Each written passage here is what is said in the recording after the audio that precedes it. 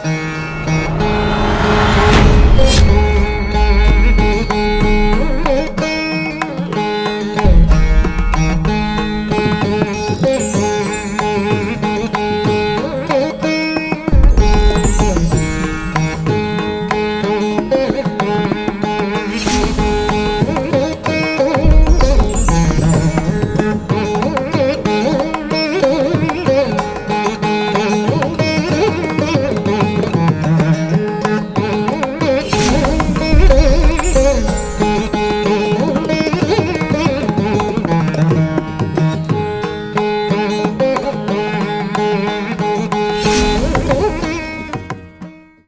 students, this is Dr. S. Hemalata. I am from Maritime Commerce and we are going to see essential elements of a valid contract, and this is coming under a subject business law. And when we see the essential elements of a valid contract, and in business law the major portion of business law covers only Indian Contract Act, which is very essential for any kind of transaction, any kind of contract. That means in every business we come across various contract which is very essential. So today we are going to see the essential elements of a valid contract. Okay. So let us see a basic introduction about Indian Contract Act. So Indian Contract Act, which covers the full rules of the contract, and it came into force in 1st September 1872, and this is based on the English common law. So this is about contract. So Indian Contract Act section 2H of Indian Contract Act tells that contract means it is an agreement enforceable by law. And in short, we have a formula for that, that is contract equal to agreement plus enforceability by the law. Okay. So this contract means a valid contract. Let me explain what is the meaning of agreement. I told you that contract means agreement enforceable by law, and what is the meaning of an agreement? So we have the another formula for agreement. Agreement is nothing but it is just a offer plus acceptance. Let us see the essential elements of a valid contract. We have these essential elements, that is offer and acceptance, intention to create legal relationship, capacity to contract, genuine and free consent, lawful object, lawful consideration, certainty and possibility of performance, legality, legal formalities. And as I told, the first point is offer and acceptance. So already I told you the offer and acceptance means the contract equal to agreement plus enforceability by law. So I told that agreement equal to offer plus acceptance. Now we will understand what is the meaning of offer. Offer means it is a proposal made by a person to another person. So proposal made by a person to the another person. A person who makes a proposal is called offerer, to whom the proposal is made is called offeree. Okay, I just explained this with an example. See, if A is telling to B, I would like to sell my car for 5 lakhs. Now A is the offerer, B is the offeree. So A is telling that he would like to sell the car for rupees 5 lakhs. This is the offer. And come to the acceptance. Acceptance means when that offeree, to whom the offer is made, to whom the proposal is made, when he or she accepts the same thing in the same terms of the contract, then this will becomes acceptance. So by that time the offeree will become acceptor. So in the previous example I told that A tells B that he would like to sell his car for 5 lakhs. A is the offerer, B is the offeree. Now when the B accepts the offer, he becomes acceptor. So this is called offer and acceptance. So this offer and acceptance is a very essential elements, a major elements of a contract. That's why formula itself tells contract equal to agreement plus enforceability by law. So there should be two parties, and one is making the offer, other one is accepting the same offer in the same sense with the same terms and condition. So if acceptor accepts the same thing in the same sense, then there is an agreement. One is the offerer, other one is the offeree. When he accepts, he becomes acceptor. So this is the first and essential elements of offer, essential elements of business, essential elements of It is a basic essential elements of the contract. Let us see essential elements of a valid contract. We have these 8 points which are very essentials for a valid contract. A contract to be a valid, that means to be enforceable by law, should have these 9 points: offer and acceptance, intention to create legal relationship, capacity to contract, genuine and free consent, lawful object, lawful consideration, certainty and possibility of performance, legal formalities. First essential point, I told you that offer and acceptance. So, before going to that, I told you a valid contract means a contract which is enforceable by law. For that, all those points to be certified in a contract, should be approved in a contract. If any 1 point or 2 points or more than 1 point is not there in that essential elements, then what will happen is those contract will become void. Void contract means which is not valid. So, all those 9 points are very essentials to make a contract to be a valid contract. So, let us see the first point, offer and acceptance. So, offer, acceptance. I told that agreement plus enforceability by law equal to contract. So, there should be an agreement, and then agreement equal to offer plus acceptance. So, offer means a person is making a proposal to another person for some contract. Say for example, if A says that he would like to sell his car for 5 lakhs to B, A is the offerer. He is making this offer to B. So, B to whom that offer is made is called offeree. So, offerer and offeree. So, if that B accept the same contract without making any alteration, in the same sense, if he accepts the same contract, yes, I am ready to buy that car for 5 lakhs without any condition. If B also says, then that B will become, that offeree will become acceptor. That offer is accepted. So, this is called offer and acceptance. There should be 2 parties. One party is making offer, the other party is accepting the same offer in the same sense. But if B had made any alteration in this terms of the contract, then there is no acceptance. Acceptor should accept the same contract in the same sense, then only that is called acceptance. So, this offer plus acceptance together contributes agreement. So, for contract also I told that agreement plus enforceability by law are very essential elements of a valid contract is this offer and acceptance. Second point is intention to create legal relationship. Both the parties should have the intention of creating a legal relationship. That means to willing to enter into the contract legally. So, we can say if the agreement is of social nature, there is no contract. So, the agreement both the parties should have intention of entering into the legal contractual relationship. So, it is of social nature, no contract. So, both should have the intention of entering into legal relationship. The third point is capacity to enter into contract. This is very essential. Actually, capacity to enter into contract means who can enter into contract.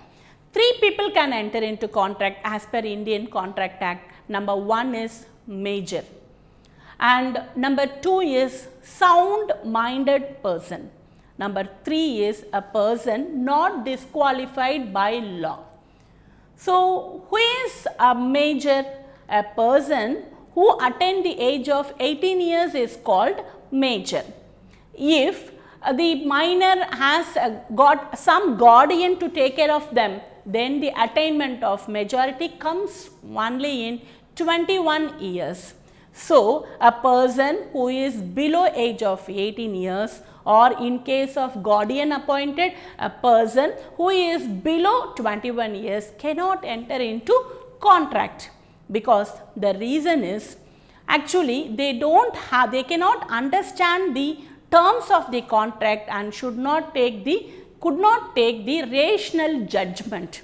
So, a person should be in a position to understand the contract the same sense with the same terms and should be in a position to take a rational judgment.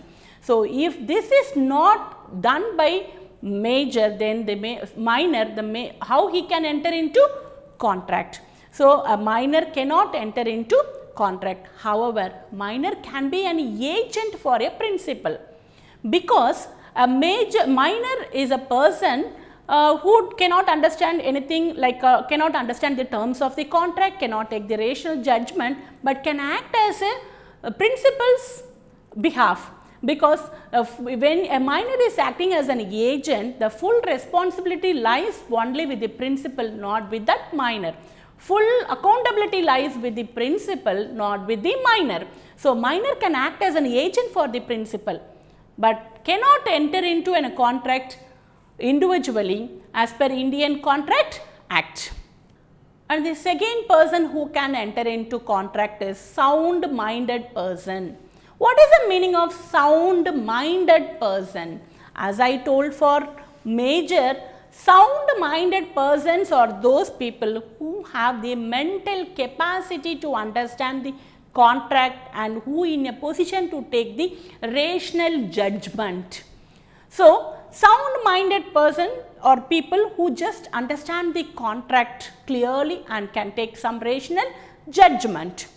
When you take for example, the people like a lunatic, idiot or drunkard person, intoxicated person cannot enter into contract, because their position, their soundness of the mind is not good.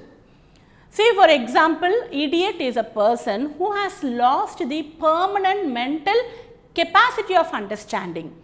We can say that the mental understanding is not there permanently, so cannot enter into contract. Whereas lunatic are those people whose mental disorder comes with regular or irregular intervals. Sometimes he will be in a good sound minded, sometimes he may not be in a good sound minded. Because of these reasons cannot understand the terms of the contract correctly. So, those people also during the unsound mindedness should not enter into contract. I am telling about lunatic. And the third party is a drunkard person or intoxicated person. That means a person who has taken drinks or who has taken some drugs, who is not in a good position to understand the terms of the contract. These people also should not enter into a contract. So, the sound minded person denotes that a person who has a full mind is very sound to understand the terms of the contract and who can take the rational judgment. So, for example, as I told that this lunatic, idiot, drunkard person or intoxicated person should not enter into contract. And the third one, we can say that a person's disqualified by law. Third person or a person disqualified by law. So, we can say in that we have 5 categories. Alien enemies cannot enter into contract. What is the meaning of this alien enemy? When any war comes between two countries, then to each of them that party is a alien enemy. Say for example, during Kargil war between India and Pakistan, that time Pakistani is an alien enemy to Indian is an alien enemy to Pakistan. So, as per our country law, Indian Contract Act, during the war time with any country, that person will become alien enemy to us. We should not enter into contract. This is against to law. If we enter into contract, this is against to law. And the second point is insolvent. Insolvent means insolvent is a status which a person gets from the court for not paying any debt of him. So, if he finds difficult to pay the debt borrowed, then if he does not have any wealth or money with him to repay the amount, then what he does is he applies to the court by saying that he does not have any asset to repay that liability. So, once that court declares him as an insolvent, then no lender should disturb him. So, in such cases, that insolvent further after getting the insolvency status, he should not enter into a contract.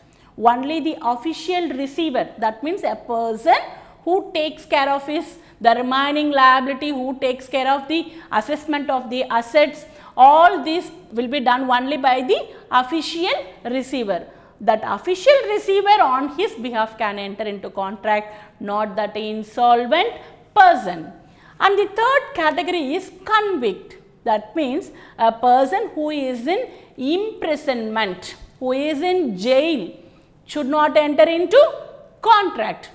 Since till he finished that imprisonment sentence and come out, he should not enter into contract. If he enters while he was in imprisonment, that contract will become void. The fourth one is corporation. Corporation means company. A company is not a natural person. It can act only with the help of directors, not by it. So, it is not a natural person. So, a company cannot enter into contract directly by itself. It can be done only through the board of directors or any other higher officials.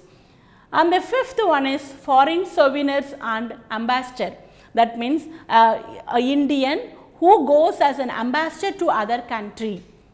Indian who goes to other countries representing India as an ambassador should not enter a contract with that country. So, likewise, if any other foreign ambassadors, they come here and they stay at India, they live in India, but they are the ambassador of the foreign countries. So, they should not enter a contract with any people of Indian here, which is restricted under Indian Contract Act 1872. So, I told clearly 3 people cannot enter into contract as per the capacity of the contract. One is the minor, other one is the unsound minded person, and the third category is a person disqualified by law. The fourth element is genuine and free consent. Consent. What is the meaning of consent? Consent means willingness. So, a two-party enters into contract. When they are entering into contract, that willingness of entering into contract should be free and genuine. That means should not be out of any force. Okay. So, the contract will be a valid contract only both the parties of the contract entered into contract with their own willingness without any force. So, how it is possible? Where there is no consent, we can tell that there is no free consent in few cases. Say for example, the number one is coercion. Coercion means threatening a people to entering into contract. If A threatened B and telling B that A has kidnapped B's son. So, for that A is telling B to sell the B's land worth rupees 1 crore for 1 lakh. Because of this threatened, B also enters into contract and sold his land worth 1 crore for just 1 lakh. Now, A acquired that land and then they also rescued his son. Afterwards, that B affected party can go to court and claim that this consent of entering into contract is not free. This is because of coercion, because of threatening. If it is proved in the court, then that contract will become voidable. Voidable means it can be ratified, that means it can be confirmed or it may be rejected at the option of the affected party. So, in this case affected party is B because A threatened B by kidnapping his son. A threatened B to enter into contract by kidnapping his son and made B to sell that property just for 1 lakh which worth 1 crore. So, in this case B is the affected party. After proving this in the court, B can get the status of voidable, that means can ratify that contract, confirm the contract or cancel the contract. Obviously, B can cancel it because he has to lost 99 lakhs for 1 crore he got only 1 lakh. So, this is an example of coercion. The next one is undue influence. Undue influences means the two parties, that one party has the superior power over other party. That relationship itself tells that one party just influenced the intention of the other party to enter into contract. Say for example, spiritual guru and disciple. Disciple just to obey the words of the spiritual guru and will follow the words of the spiritual guru. So, if spiritual guru, the same example, asked the disciple to sell his land worth 1 crore for 1 lakh, this disciple also sold the same thing, and after that guru told that he has after then this spiritual disciple told that applied the case in the court and proved that it has acquired because of this undue influence. Then also that contract will become voidable in the eyes of the court when the court declares that it is voidable. Then that disciple can cancel that contract and then can get back the land back. The third one is misrepresentation. Misrepresentation means false statement. False statement where on the subject matter, on the very essential matter of the contract is called subject matter. So, a false statement on the essential thing, that means on the main subject matter, if anything is made, then we have to say whether with the intention of the party or without the intention of the party. That means whether the intention to cheat the party or without the intention to cheat the party, that we normally see. So, if with the intention of cheating the party, then this is not misrepresentation, that is fraud. That party does not have any intention to cheat the other party, then we can say this is a misrepresentation. So, we should understand the slight differences between this misrepresentation and fraud. Misrepresentation means a false statement, here also false statement, but without the intention of cheating the other party. But fraud means with the intention of cheating the other party. Okay, but both these are voidable only at the option of the affected party. So, because that misrepresentation, that false statement is on the subject matter, a very essential element of the contract. So, this will become voidable when it is proved in the court of law, it will become voidable. The affected party can cancel the contract or ratify, that is confirm the contract. The next one is mistakes. Mistakes means can be of unilateral and bilateral.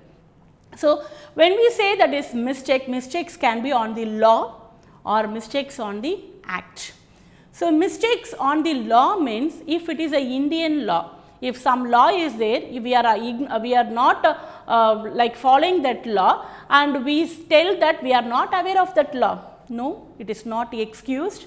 Ignorance of our country law is not an excuse. Without wearing helmet and we are going, and when we are caught by the police, we can't say that I am not aware about wearing the helmet, because that is your responsibility. Being a Indian citizen, we should understand the law of our country. If we do not know what is the law of our country, we cannot tell anywhere as an excuse. Ignorance of law, our country law, is not an excuse. Then that contract will become void. So, if he enters into some contract, for example, if A has smuggled the goods from the B is in a foreign country, he has made the contract with the B for smuggling goods. Smuggling goods is a prohibited as per Indian law. After then A cannot tell that without knowing the law, I just enter into contract. So, this is not possible, that contract is not a valid contract, even that contract is a punishable contract.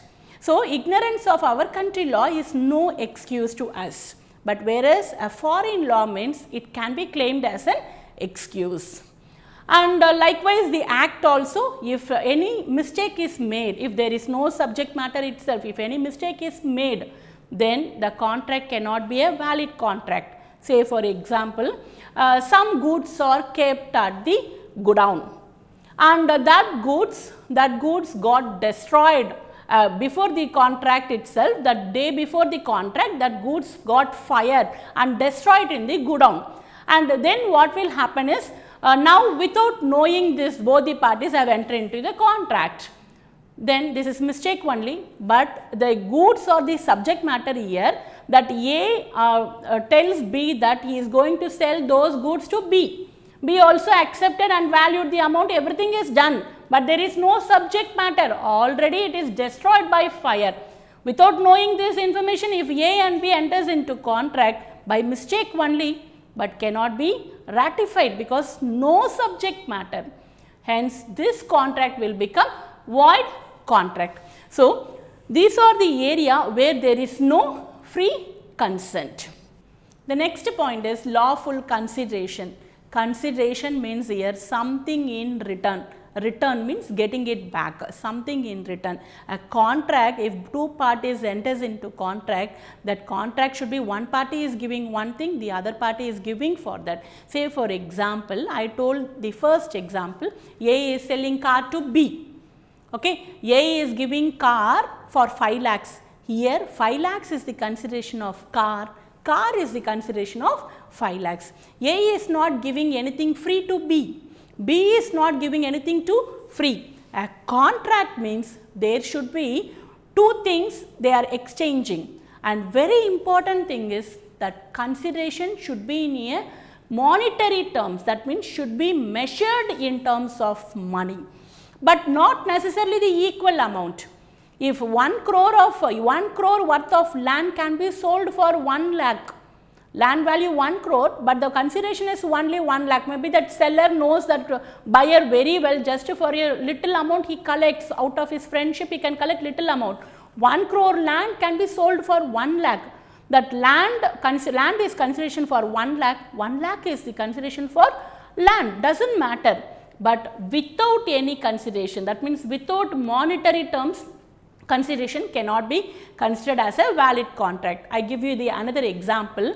If a father, A is the father, he presents a car to his son for his birthday. For the birthday of his son, A is giving car. Okay, out for that car, what son is giving him back? That son is giving him only love and affection, not any money value. Now that love and affection cannot be considered as a consideration for car. So, car is given to son, but for return nothing has come from the son. Son has given the hug and love and affection, everything he has given, but cannot be measured in terms of money. So, hence there is no consideration. So, it is very clear, consideration means something in return, that return should be measurable in terms of money. Next is lawful object. The object of entering into contract should be lawful, that means should be accepted by law. Already I told you an example, a person wants to get a smuggling goods from the other country. Smuggling goods, the intention of them is not lawful. Their object of entering into contract is not lawful. Hence that contract cannot be a valid contract. So, it should not be illegal one, or it should not be opposed to public policy. The contract should not be opposed to public policy, it should not be illegal, it should not be unlawful. So, the intention of entering into the contract by both the parties should be legal. The next point is certainty and possibility of performance. So, on subject matter, both the parties are entering into contract, and on that subject matter, that performance of the contract should be possible in performing it. Say for example, if A has agreed B, A tells that A agreed B and A promised B to catch that moon in the hand, not possible. So, if this is an agreement, then the possibility of performance is not right. Say for example, another example, A and B, both the parties have entered into contract. A is telling that he is going to give the goods which are coming in shipment to B for some amount. B also agreed the same thing and enters into contract. And by the time of entering into contract, A and B, both the party knows the fact that the ship is already sunk, the goods are destroyed, all the goods are sunk. All these informations are known to A and B, but knowing this information, both the parties have entered into contract. Then that possibility of performance is not there. So, the contract will become void contract. The last essential elements of the contract is legal formalities. for some contract, some legal formalities are there. Say for example, if land is bought or sold, we all know that it should be in a stamp paper and it should be registered in the register office. So, certain things are there where the legal formalities to be correctly followed, then only the contract will be a contract. This does not apply to all the contract, but some contract require this different legal formalities. Of course, those legal formalities should be done by the parties, otherwise that contract will become void. So, these are the 9 essential elements of a contract. If any one essential elements also not followed by the parties, not in that contract, then that contract will become void contract. So, a valid contract is a contract, it is an agreement enforceable by law. For enforceability, there should be all these 9 points. So, these are the very essential elements of a valid contract. So, in short we can say actually we have 9 essential elements of the contract which makes that contract to be a valid contract. If not, that will become a void contract which cannot be enforceable by law. I just repeat those 9 points.